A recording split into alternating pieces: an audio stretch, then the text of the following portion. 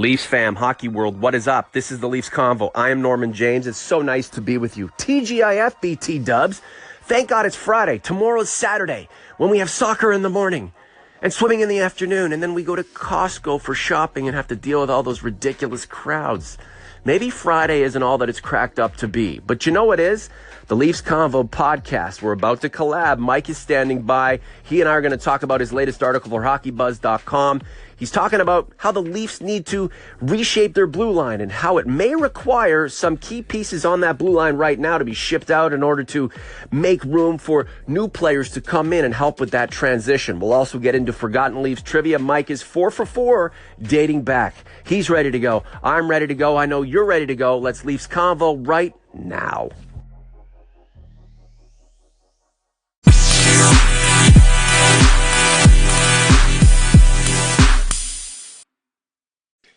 And the show officially good to go with the arrival of the one and only Mike Augello. How are you, sir? Good morning, Norman. I am fine, getting ready for the NHL Draft Combine here in Buffalo and the Marlies Calder Cup final against Texas tomorrow and Sunday.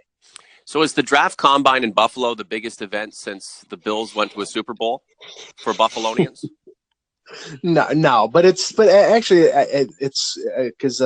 it's a really good event in terms of getting to know some of the players that are going to get drafted next month in Dallas. I've gone there the last 3 or 4 years and, get a chance to talk to some of the young players and sort of just get to know more about them and their personalities. And, it's been pretty insightful. I mean, obviously, in Buffalo, they're focused on Rasmus Dahlin, who's going to be the number 1 pick overall. And people in Buffalo should be very aware of him because he played here for Sweden at the World Junior and everybody was focused on him. And I think he's going to be a number 1 defenseman in the NHL. And, it's a good thing for the Sabres because they've sort of wallowed in crap over, I'd say, the last 5 or 6 years. And they really need to turn around the franchise because the fan base here is getting a little, I'd say, pissed off.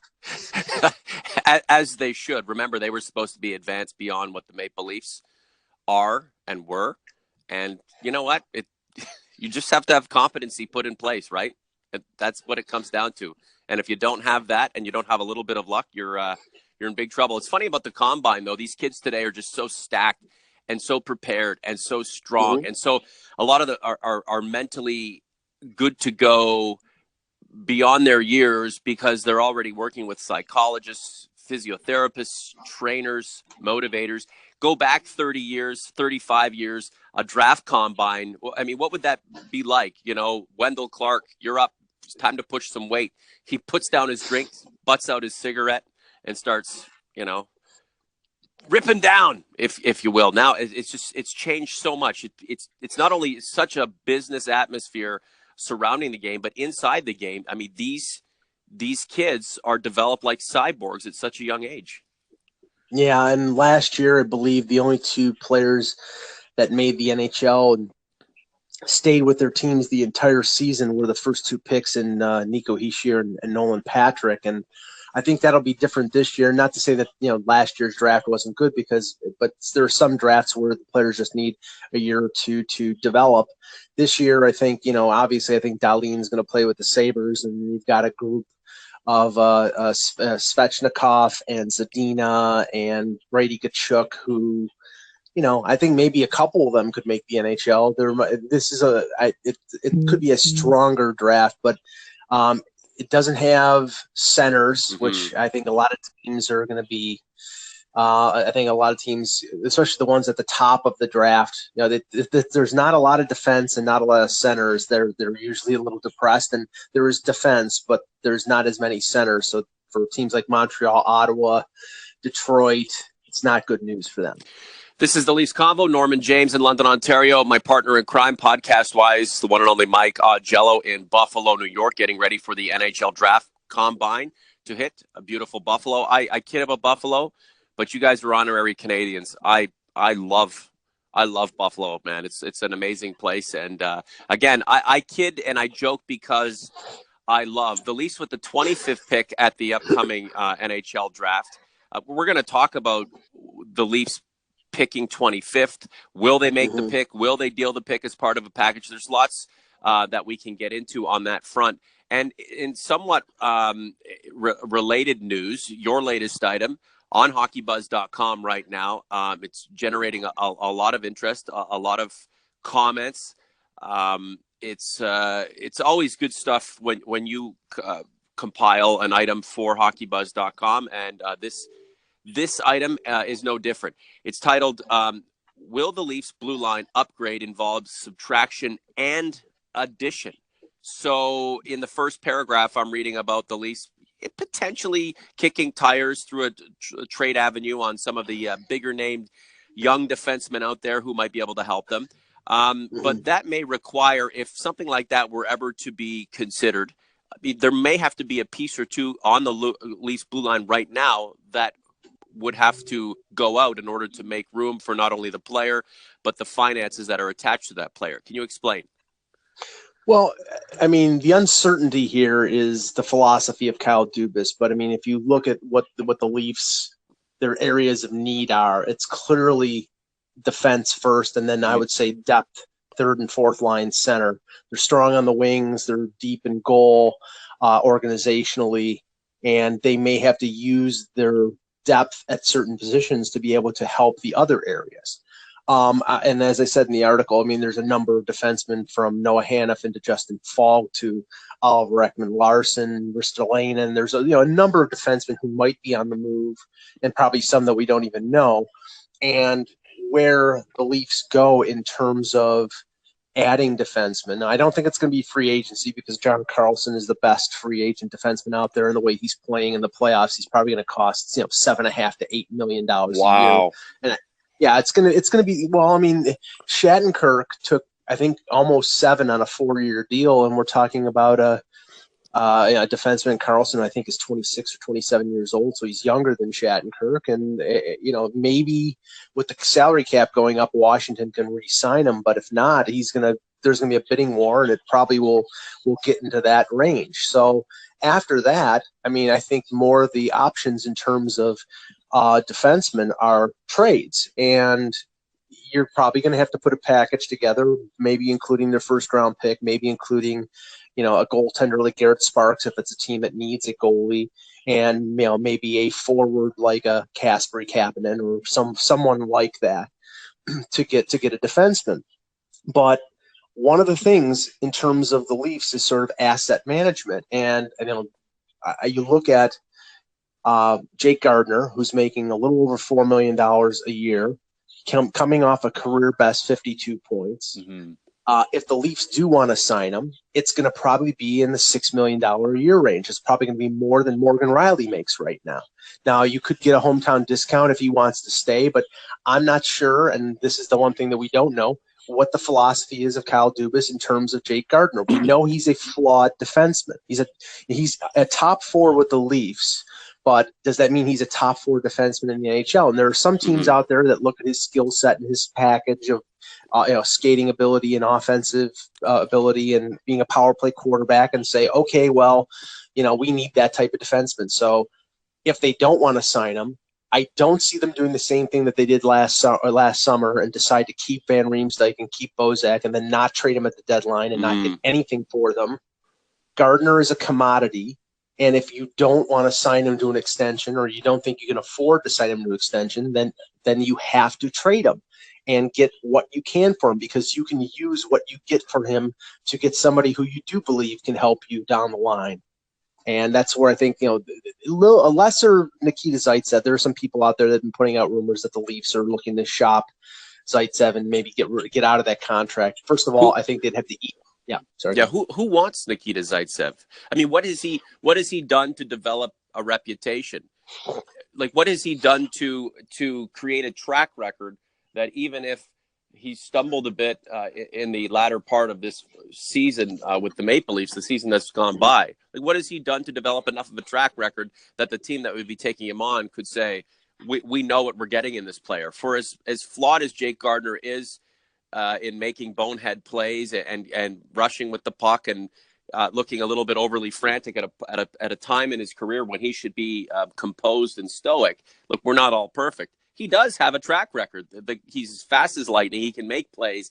He's an offensive-minded defenseman. I mean, he is a top-tier defenseman on a team like the Maple Leafs that needs top-tier defensemen, but of perhaps a different quality. So if he can meld in with an augmentation, a piece that comes in to complement him and vice versa, then we're fine. But if the finances don't work, then that's not going to make a lot of sense. So my original point is, who would want Nikita Zaitsev based on really not having done much in the NHL, as opposed to Jake Gardiner? For as much as we get on him, Jake Gardiner would be a commodity that other teams would be interested in, because he's proven that he can play at this level and he can do some real damage back there. I think there's still confidence in the Leaf organization and from Mike Babcock in Zaitsev. And I think it's simply, there was injury, there was illness. I believe his wife had him and his wife had a child. There was a lot of trauma, a lot of changes in his sophomore year. And I don't think that they've sort of like written the book on Nikita Zaitsev and written him off. And, you're right. His value in terms of throughout the league is down after scoring 13 points in 60 games after scoring, I think it was 36 as a rookie. Yeah. But he's a right-hand shot. He's not making a ton of money. It's just the length of the deal. And I don't think that the Leafs have soured on him. So I don't buy the sort of internet rumors that are out there that they're looking to sort of shop Zaitsev if they're looking to bring in another defenseman on a long-term deal. With Gardiner, I think it's, in terms of asset management, you would be selling him at his highest value after his career best offensive numbers. And if internally they're saying, we're not going to spend $6 million a year on Jake Gardiner, and we've got a young defenseman in Travis Dermott who looked capable of potentially moving up into a top four role, maybe as a protected top four, if they put a guy like Hainsey with him. He's making his entry level. He's making less than $900,000 a year. You have to think of those considerations when you're putting a team together.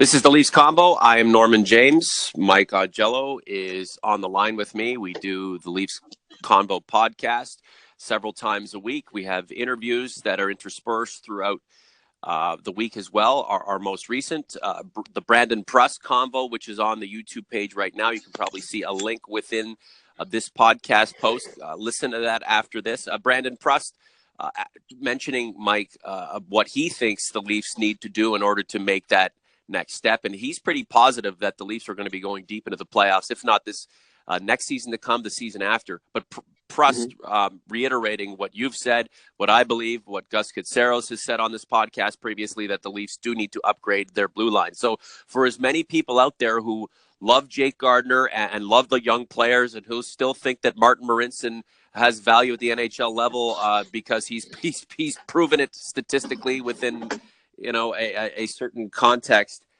metrically, the overwhelming opinion about this Leafs team right now is that it needs an upgrade on the blue line, and the question is, how do you make that upgrade without disrupting too much that you already have? I'm not so sure that's possible. So what it is, it's almost as if it's going to become a wholesale change in philosophy back there. Instead of having the run and gun guys who can make errors defensively, but can help your team out offensively more often than not, you might have to change the concept back there and have more of a stay-at-home, steady, stalwart type of defensive unit that you know is going to be a little bit more capable in its own end. Yeah, and I think that the hope that I've heard from some people, Timothy Liljegren, no, it's not happening. He's not. I would be shocked if Timothy Liljegren plays in the NHL next year at all. Maybe late in the season. Let him develop. Yeah, he's not. He's 18 going on 19. He's getting valuable experience. He's played in the World Junior. He's playing in the Calder Cup final. He's coming into his own. On the Marlies, he's playing third pairing minutes. They're playing, veteran guys with a Calder Cup on the line. They're playing veteran guys more than they're playing Liljegren. But eventually, his role will grow, and rushing him does absolutely nothing. So, he's not ready. And there are some people who think that Dermott might not be ready for a top four role. I mean, I think he's closer to being ready for that than some people think. But if the organization thinks that, then that just makes their burden even tougher, because really you have to fill 3 spots in the top 4. I think the only legitimate top 4 defenseman right now is Morgan Rielly. Hainsey was a stopgap, and he was a good stopgap, but he's 37. Yeah. And I don't think that effectively you can have him playing 22, 23, 24 minutes a night, and by the end of the season, him not being anything more than a corpse. Well, you can't have Ron Hainsey playing an abundance of minutes at the period he is in his career. I mean, he's in the twilight. You also can't have a Timothy Liljegren be elevated into a position where he's going to be expected to take on a real serious and impactful role when he just doesn't. He's just not going to be ready. I mean, we're not going back 10 years. This isn't a Luke Shen situation where the Leafs have nobody and number 2 gets out there and blows a tire and the place starts booing him because there are all of these expectations unfairly placed on his shoulders. The Leafs now are entering a phase where they are knocking at the door of the second round, third round. You can't mortgage what you're trying to do playoff wise on a young player who doesn't know. You can't also expect an older guy who's won cups, who should be there as a complimentary piece, to shoulder the load. And that's why the pressure was on guys like Jake Gardiner to be that centerpiece. And while statistically you can make the case to say that he was the best defenseman out there, that's true. But he needed to be more than just the best defenseman on a defensive core, representing a defensive core that was already flawed to begin with. So dare I ask Mike, and then we'll move on because we don't have too much time. Plus, we have to do Forgotten Leafs, amazing trivia stuff. Mike just can't be stumped. Okay. He's on fire. I have to ask, will the evolution of this Leafs defensive unit, as it attempts to become that NHL Stanley Cup potential championship caliber defensive core, is this a process that might even move beyond this coming season and may take 2 seasons to finally become complete?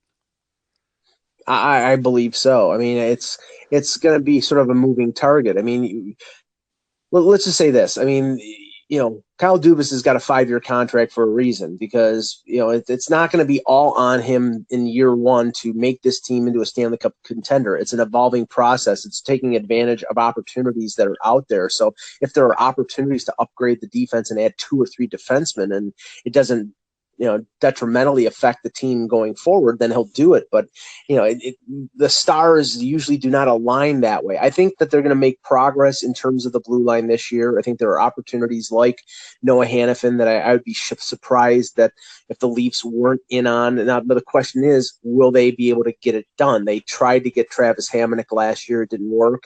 They tried to get Ryan McDonough at the deadline. They didn't offer enough to the Rangers. So they'll be in on situations, but the question is, will they be able to close the deal? Now, I said, Rielly is the only legitimate top 4. If Zaitsev returns to his rookie year form, he is 26 years old. It's not like he's a rookie.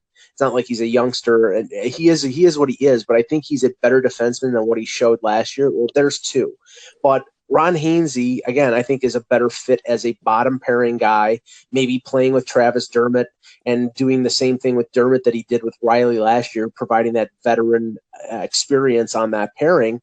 And then if you can just get that 1 defenseman or maybe 2 defensemen and have the ability to move Gardiner out, then your defense is a lot more solid 1 through 6 than it was. And they've got so many bottom pairing options besides Hainsey and Dermott if they want to move those guys up, like Borgman and Rosen and Ozaganov and Justin Hall. So there's options on the bottom part of the defense, but it's that 2, 3, 4 that they really need to upgrade. Intriguing times ahead for Maple Leafs fans as the Leafs attempt to strengthen themselves and take that next step towards real contentionhood. Can we check and see if that's actually a word? Because if not, I've just created a word that sounds real badass. We talk about Kyle Dubas as he's lauded and he's praised, and there's a lot of excitement around Kyle Dubas for having this fresh approach to evaluating hockey players and evaluating systems, and how those systems could be adopted by the Leafs and help elevate this process forward. I'm also looking forward to see how Kyle Dubas uses that fresh approach and that open-mindedness in negotiations over acquiring players. Whereas maybe Lou Lamoriello had, he had his philosophy and his method in how to do things that was staunch and locked in, and it was lose way or there was no way. Kyle Dubas, he's fresh. This is he's in his formative years now as a hockey manager. For as much as he knows, he's still learning all the time. I'm interested to see how a new game plan at the managerial level, at the negotiation level, can benefit the Leafs too. We're going to play Forgotten Leafs in just a couple of minutes, but before we do that, I wanted to just talk real quick about the Calder Cup final beginning tomorrow. Rico, Texas, Toronto. We'll keep it brief. Mm-hmm. Can you give me just a synopsis on why you think the Marlies are going to win this Calder Cup and finally get this done, and how many games you think it's going to take for the Marlies to beat the Texas Stars? Well, the one thing I think there has to be a little bit of caution, but with the outlook on the Calder Cup final is the fact that these two teams haven't played each other all year. It's like because of the sort of Eastern-Western split in the AHL. They didn't go, other than I think the Manitoba Moose, the Marlies didn't play anybody west of the Mississippi. So this will be the first time they see Texas, and I've been monitoring them. I mean, they're more of a veteran group. There are some youngsters interspersed, but they're more of a veteran group. The goaltender Mike McKenna is the goalie that beat the Marlies last year as a member of the Syracuse Crunch. So and even Sheldon Keefe said, we really haven't boned up too much on the scouting on Texas because we were at the point that the series against Lehigh Valley ended. That series was still going, and they had to basically have an outlook on both teams. And now they've only zeroed in on Texas the last few days. But I have to say, I mean, the reason I think that the Marlies are, the favorite in the series and probably will win is because they've just been utterly dominant against, teams. It's not like they lucked out in terms of we played weak teams. They haven't played weak teams at all. I mean, Syracuse was a pretty good team, and Lehigh Valley beat Charlotte in a tough series. So I think that they're tested, and they're hot, and they're getting great goaltending and good special teams. So it would be a shock to me if the Marlies didn't win, but anything is possible. So Texas, with all of its veterans, winning the Calder Cup would be the great sentimental story, but the Marlies, with all of that talent and the season they've put together, winning the Cup would be the logical story. We also have the Stanley Cup Finals, Washington and VGK tied at a win apiece. It's going to be a fun hockey day tomorrow because you do have the Marlies in the afternoon, and then you have Stanley Cup Final Game 3 from Washington tomorrow evening. Brandon Prust would like to see the Capitals win. Alex Ovechkin getting over the hump. I'm in his camp. Clearly, you've made that. You've made it known that you are anti-Caps Ovechkin winning anything over the next couple of weeks. Just real quick, 30 seconds, your assessment on what you've seen. Is this potentially a 7-game firestorm all the way to the end? And I don't know, maybe VGK wins it. Perhaps they've already done enough to endear themselves to fans and to hockey's history lore, and maybe the Capitals finally pull this thing out in a season when a lot of people just weren't talking about them. Yeah, it's going to be a close 6-7 game series. I still think Vegas is going to win. I think the injury to Kuznetsov in Game 2 could be determinative because he's a key player. I think he was their leading scorer, and if the status is day to day, if he's got a broken wrist or something like that, which they're not going to tell anybody, and he isn't in the lineup for the games in Washington's games 3 and 4, they said it's day to day, and you're not going to get accurate indicators from the Caps about how injured he is. But if he doesn't take the morning skate or the pregame skate and he's not in the lineup, that's a big loss for them, and that just makes me favor Vegas even more. All right. You're the favorite to win Forgotten Leafs, Mike. We'll do that after the break, okay? Okay. The Leafs Convo started with Mike and Norm just a few years ago, but it's you who will take this podcast into the future thanks to your amazing support. We'd like to offer special recognition to Dr. Faisal Rahman of London, Ontario, for his dedication, commitment, and contribution to this podcast. Dr. Rahman has been a major backer of sports projects, ideas, and innovations throughout London and beyond. His involvement in helping the growth of the Leafs Convo is not only appreciated, but a true honor. Thank you, Dr. Faisal Rahman. And we are back. Time for Forgotten Leafs to wrap up this edition of the Leafs Convo. Norman James in London, Ontario. Mike Augello, the hockey trivia master in Buffalo, New York. You ready, Mike? Oh, yes. All right. Yes, I am. We usually do 2 questions, so here is question 1.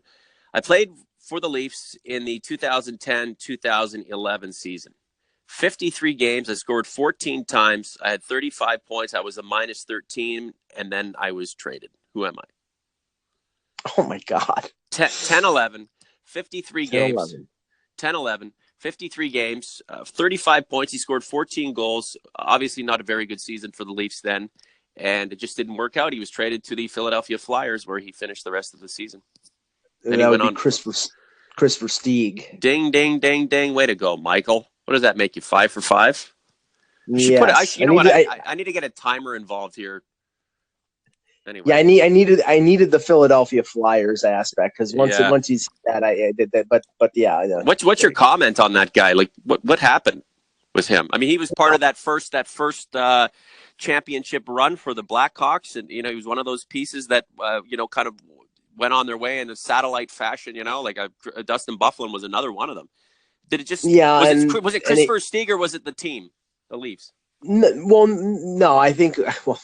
What I think was he was a third-line guy for a championship team, and basically when he got traded to a non-championship team, he was still a third-line guy. They thought that he could be a top-6 winger, and he really didn't fit that role. And luckily, Brian Burke was able to get a first-round pick out of that. And I believe the first-round pick turned out to be Stuart Percy, which didn't end up really turning out well. But at least they got a return for him that was not terrible. Didn't a fan who was pissed off back then, and all Leaf fans were really pissed off. I mean, listen to one of our talk show episodes or whatever. We weren't too happy. Didn't a fan vandalize his Audi R8 or something, and he just wasn't too happy about that? In the parking lot right across from 40 Bay, which is now being built into a massive condo complex like everything else in downtown Toronto. It's called a growing city, Mike. It's one of the most unstoppable cities you're ever going to see, and I love it. I just wish I could move there. It's too damn expensive. Yeah, I'm from Toronto, and every time I feel like going back, I look at the situation and I'm like, you know what? I've got it pretty good out here in suburban London. This is the compound. If you follow me on Instagram, you notice that I'm living in paradise out here. Final question, then we should get out of here. I played for the Leafs full season, 87-88. 2 goals. 3 helpers, and I lost my page here. Hold on a sec. 2 goals, 3 helpers, 107 penalty minutes, which is nothing compared to what I used to compile with the Edmonton Oilers. Who am I? That would be the late Dave Semenko.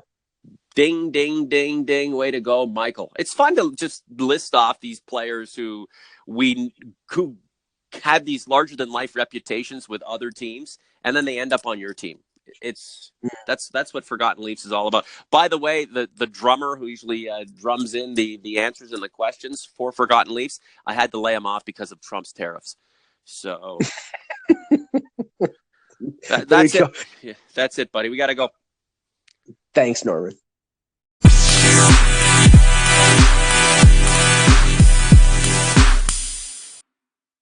Hey, what do you think of Forgotten Leafs trivia? I'd like to know from you. I like it because I came up with it and I have to support my own ideas. But if you have a player who comes to mind who was with the Leafs just a little while, but made themselves famous as an NHL'er on another organization, tell me who that player is. At me on Twitter. I'm SportsHeart. Follow me. I'll follow you back. We'll exchange DMs. We'll compile that info. And together we will unseat the hockey savant known around the world, revered around the world as Mike Augello. Mike has a column at hockeybuzz.com right now talking about the Maple Leafs defense and how it might be time to ship a couple of mainstays out and bring in some new players in to evolve that strategy back there. Interesting reading. Leave a comment for him at hockeybuzz.com, and of course come back to the Leafs Convo podcast YouTube page. Leave a comment for us. Let's keep growing this community that is rapidly rising every single day. It's all of ours, right? We're just talking Leafs, man. Tell your friends to subscribe if you haven't already. Make that commitment to us because we are certainly committed to you. The Brandon Prust interview is online, ready for you to consume and enjoy. Of course, this podcast and so many more that we've put together over the past 6 to 7 weeks. It's so much fun, and if you think we're having a good time now, You just wait. For Mike Augello, I'm Norman James. This is the Leafs Convo. We'll talk to you again soon. Peace.